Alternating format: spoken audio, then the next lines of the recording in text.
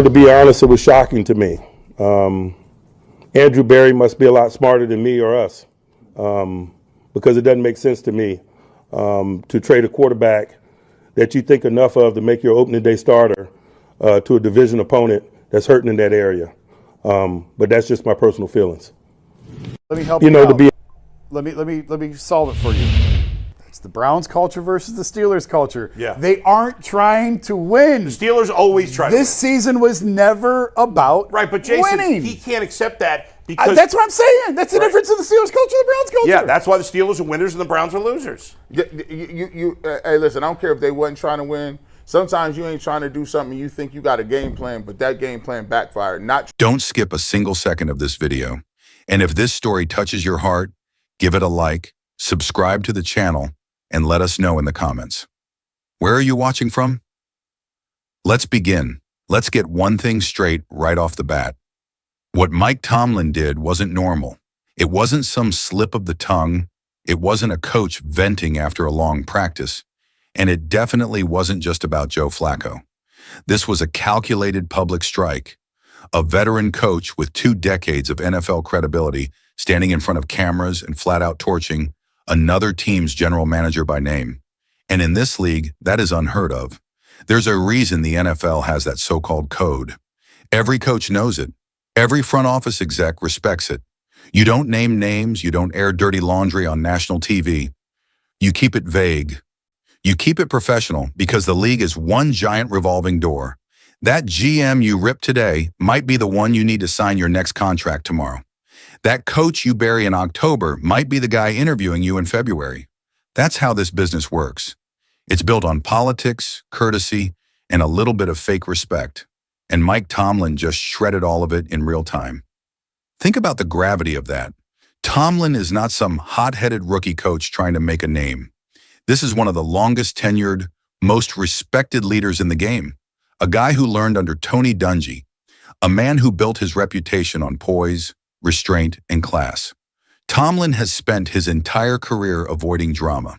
He's famous for those stone-faced pressers, never giving the media a headline, never throwing anyone under the bus.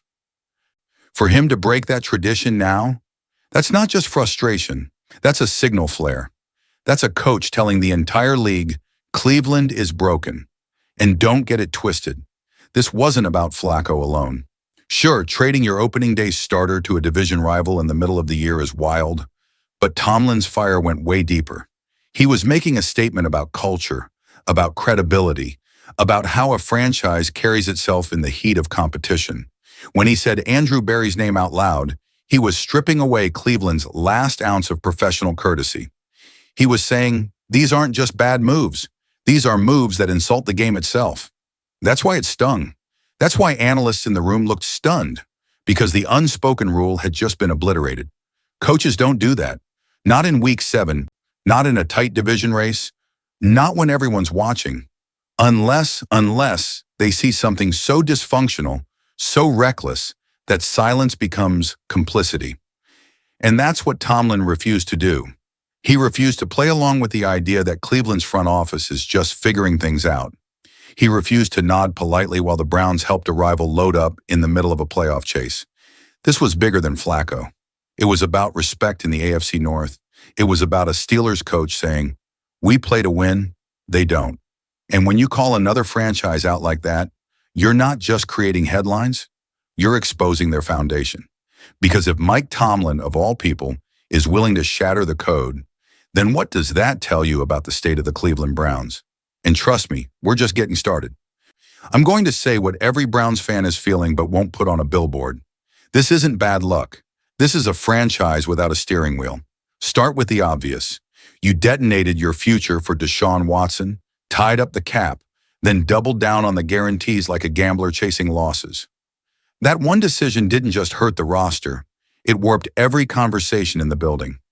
Every move since has felt like cleanup, not strategy. And while you're still sweeping glass, Baker Mayfield, yeah, the same guy you shoved out the side door, has been thriving somewhere else. Playing free, playing confident, reminding everyone that belief and stability matter as much as arm talent. That contrast is brutal. It's not just a missed eval, It's a culture check you keep failing. Then there's the Flacco situation, shipping him inside the division in the middle of the fight. I don't care what spreadsheet said the value was fair. There's a reason the AFC North treats in-division trades like radioactive waste. Pittsburgh doesn't hand Baltimore a tool. Baltimore doesn't hand Cincinnati a parachute. The Steelers operate with a plan that outlives the news cycle. The Browns operate like the news cycle is the plan. That's why Mike Tomlin's shot landed so hard. It wasn't just shade, it was a mirror. Steelers culture versus Browns chaos. One side plays chess, the other keeps bumping the board. And players notice. Don't kid yourself. Quarterbacks trying to choose landing spots talk to agents, trainers, older vets. They ask, who's stable? Who tells the truth on Monday and still means it on Friday? In Cleveland, the answer changes by the week. Depth charts feel like auditions. Pressers feel like damage control. Meanwhile, the cap is groaning under a contract that dictates your personality, your draft, your timeline. You've got coaches trying to scheme around a number, not around a quarterback. That bleeds into the locker room. Guys feel it. They can tell when a team is holding its breath instead of exhaling and playing ball. Rivals are laughing, quietly because it's the league, but they're laughing. Cincinnati sees an opening. Baltimore smells blood. Pittsburgh pounds that we do not flinch drum because it works, because it's true. Look at the identities. The Steelers win ugly but never apologize. The Ravens reload and stay themselves. The Bengals build a runway for their guy and trust it. Cleveland keeps tearing down the runway while the plane is accelerating. That's not misfortune. That's unserious team building. And the fans, man, the fans deserve better. You've sold hope so many times the receipt paper's out. Draft picks traded, futures mortgaged, coordinators rotated like tires, and every September this is the year. Then October hits and we're back to explaining why math and morality both hate your cap sheet. That's not a football problem. That's a leadership problem. If your culture can't survive one bad Sunday, you never had a culture. If your identity has to be bought, you never had an identity. So no, this isn't about one trade or one quote or one quarterback room. It's about credibility. It's about a franchise that keeps asking the league to take it seriously while making unserious decisions. And if that sounds harsh, good, because the clock is harsh too. Windows don't wait. Stars don't wait. Locker rooms don't wait. Which brings us to the uncomfortable part nobody in Cleveland can dodge anymore. When the music stops, who's accountable for the mess, and who still has the power to clean it up? Let's be real here. When analysts start using the phrase worst trade in NFL history, you're no longer talking about bad breaks or bad timing. You're talking about legacy failure. And that's exactly what the Deshaun Watson trade has become. 6 draft picks, $230 million guaranteed. And what's Cleveland got to show for it? A busted cap sheet, a quarterback who can't stay on the field, and a locker room that knows the money doesn't match the production. That's not just a mistake, that's malpractice. And the criticism isn't coming from bloggers or fan podcasts. It's coming from NFL lifers, analysts who've seen everything. Guys who watched the Herschel Walker trade destroy Minnesota, who saw the Trey Lance disaster unfold in San Francisco, who watched Denver torch their draft capital for Russell Wilson. The difference? Those teams rebounded. They made adjustments. They found new quarterbacks, rebuilt their culture, and got back to playing competitive football. The 49ers hit gold with Brock Purdy. The Broncos stumbled into Bo Nix and reloaded their roster. Even Minnesota eventually recovered from the Herschel firestorm. Cleveland? They're still stuck in the rubble. No way out. No reset button. Just the same contract, the same questions, the same dysfunction. And here's where it gets even uglier. People around the league don't even know if Andrew Berry's really calling the shots. That's the whisper. That ownership has their fingerprints all over these moves. That Berry is just the guy executing orders. And if that's true, if the GM isn't even steering, then the franchise is rudderless. Because you can fire a GM. You can swap coaches. But when ownership meddles, when ownership makes the calls, the cycle never ends. Think about what that means for accountability. Who do you point to when the ship keeps sinking? You can't just blame Berry if he's not really in control. You can't just scapegoat Stefanski if the quarterback situation is dictated from the top. That leaves the Browns with no clear villain, no clear solution, just this endless fog where failure keeps repeating because nobody's truly in charge. And that's why Cleveland has officially become the cautionary tale of the NFL. The warning label, the team you point to when you say, "Don't do that." Other franchises make mistakes. That's normal. But they learn, they pivot, they survive. Cleveland doesn't. Cleveland doubles down, protects the wrong people, and asks the fans to keep the faith while giving them nothing in return. And here's the brutal truth. Players see it. Free agents see it. Young stars see it. You think Shedeur Sanders' camp isn't watching this mess right now?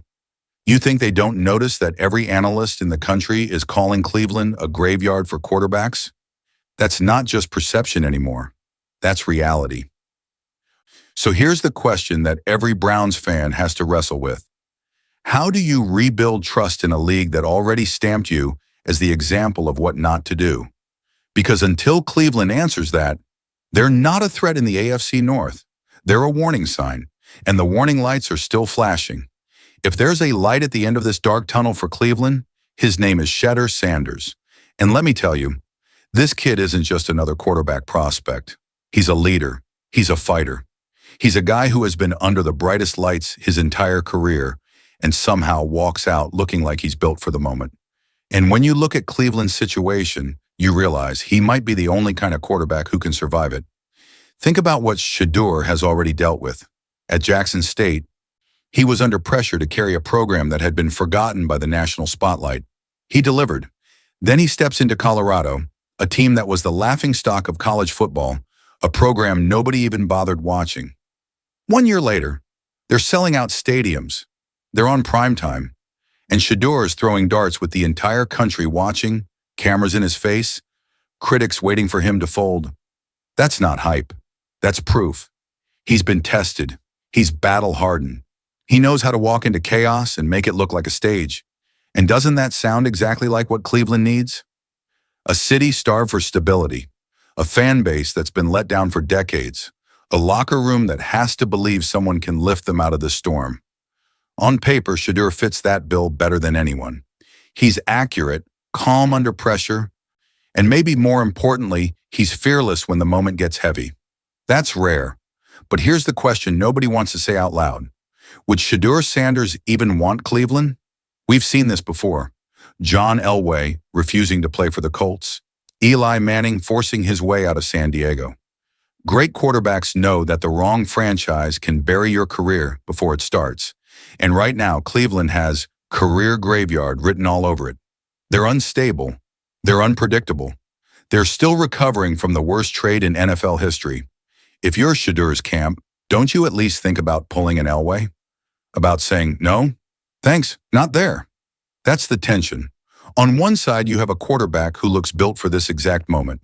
On the other side, you have an organization that's burned bridges with every franchise guy it's ever had. Baker Mayfield gave them everything, played hurt, tried to drag them into respectability, and they shoved him out. Deshaun Watson was supposed to be the savior, and instead, he's the anchor. Why should Shedeur believe they'd treat him any differently? But here's why I think this story is still alive. Shedeur isn't wired like most quarterbacks. He doesn't run from pressure, he runs into it. He thrives on proving doubters wrong, on taking the messiest situation and turning it into a platform. He did it at Colorado. He's done it every single week when analysts tried to poke holes in his game. If anyone could walk into Cleveland and demand the culture bend to him instead of the other way around, it's Shedeur Sanders. The hope is there. You can feel it. You can almost picture it. Shedeur in brown and orange, taking that first snap, lifting a city that hasn't had a real football heartbeat in decades. But let's be honest, hope in Cleveland always comes with a catch. Because if they screw this up again, if they somehow find a way to turn Shedeur into just another what if, then this won't be a redemption story. It'll be another burned bridge, another wasted talent, another chapter in the NFL's longest-running cautionary tale.